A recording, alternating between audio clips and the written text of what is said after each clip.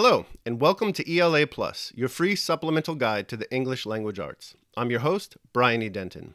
In today's video, we're going to be discussing Shakespeare's pronouns.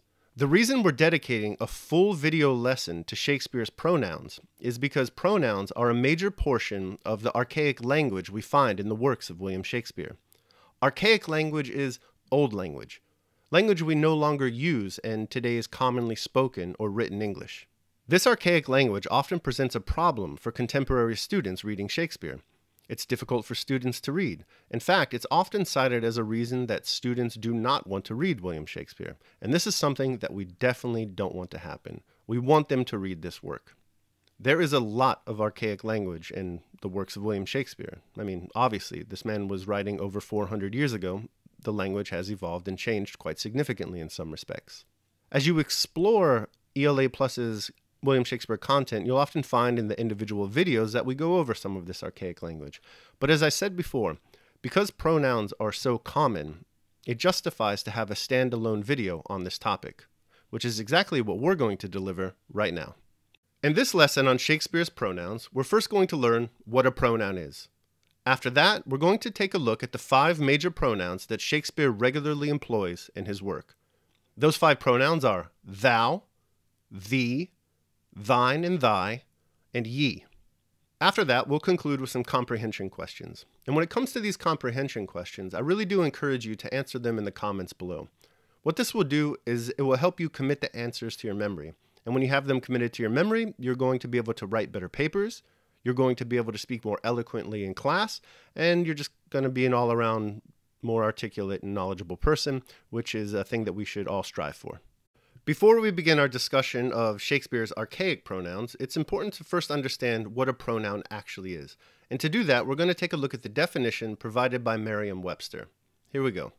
Pronoun: a word belonging to one of the major form classes in any of a great many languages that is used as a substitute for a noun or noun equivalent, takes noun constructions and is declined, refers to persons or things named, asked for, or understood in the context, and has little or no fixed meaning except one of relation or limitation. So, the words I, you, he, she, they, them, these are some of the common pronouns that we use today.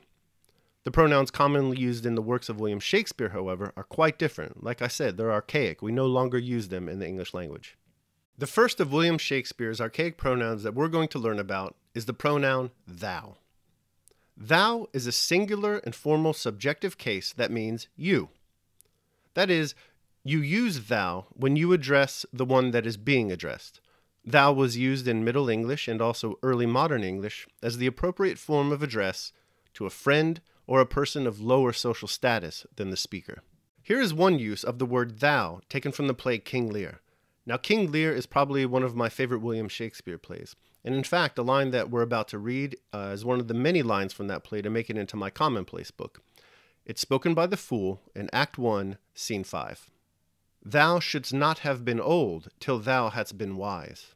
What the fool is saying here in contemporary modern English is, you shouldn't have been old until you had been wise. The next archaic pronoun that we're going to learn about is the pronoun thee. Thee, like thou, means you. Only instead of like in thou, where thou is a singular informal subjective case, thee is a singular objective case. That means that Shakespeare will use the word thee in situations where you is the object of the sentence and not the subject. Here is an example of the pronoun thee taken from the play Romeo and Juliet. In this scene, Juliet's about to take some poison so she can fake her own death. Romeo, Romeo, Romeo, here's drink. I drink to thee. Here, Juliet is toasting Romeo. She's saying, I drink this poison to you, to thee. We're going to combine our next 2 pronouns because they mean the same thing. These 2 pronouns are, of course, thine and thy. Thine and thy mean your and yours. You're going to use thine before a vowel and thy before a consonant. One of the most famous uses of the word thine appears in the play Hamlet, Act 1, Scene 1. I'm sure you've heard this one before. This above all, to thine own self be true. What Hamlet is saying here is, to your own self be true. Do you, essentially.